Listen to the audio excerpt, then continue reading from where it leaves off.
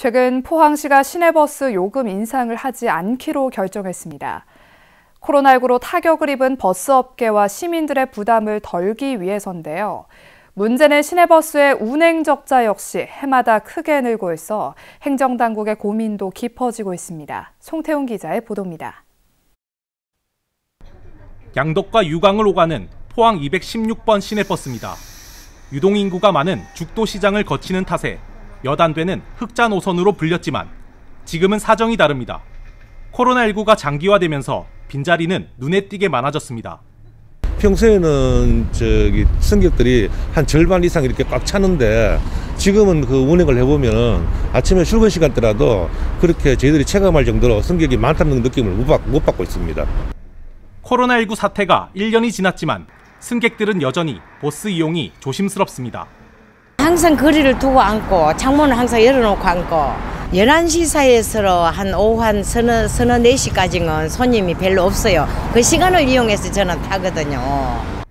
실제로 2019년 하루 6만 6천여 명을 기록하던 포항 시내버스 이용객은 지난해 4만 5천여 명으로 30%가량 곤두박질 쳤고 올해는 이마저도 유지하기 힘든 상황. 사정이 이렇자 포항시는 코로나19로 어려움을 겪는 버스업계와 시민들을 위해 시내버스 요금 인상을 동결했습니다. 안동과 구미, 김천 등 시내버스 요금을 인상한 경북도 내 다른 지자체와는 상반된 결정을 한 건데 여기에 따른 문제도 있습니다. 포항시가 지원해야 할 버스 회사의 운행 적자가 해마다 증가하고 있기 때문입니다. 2018년 139억 원이던 지원금은 지난해 275억 원을 기록하며 불과 2년 만에 2배가량 늘었습니다. 지난해 시내버스 개편으로 60여 대를 증차한 것도 적자의 원인 중 하나입니다. 노선 개편하면서 버스를 60세대 증차하면서 기사도 그만큼 또 많이 뽑고 버스도 많이 되니까. 더 큰 문제는 버스를 이용하는 주 연령층이 대부분 학생이나 어르신 등 교통 약자인데 이들의 수도 매년 감소하고 있어 재원을 채울 방법이 현재로선 보이지 않습니다.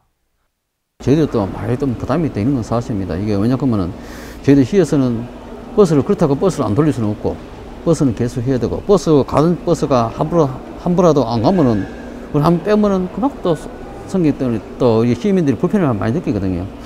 시민들의 가장 기본적인 대중교통이자 교통 약자를 위해 반드시 필요한 시내버스. 하지만 이로 인한 재정 부담은 늘어만 가는 가운데 실효성 있는 해결책은 보이지 않아 행정당국의 고민이 깊어지고 있습니다. HCN 뉴스 송태웅입니다.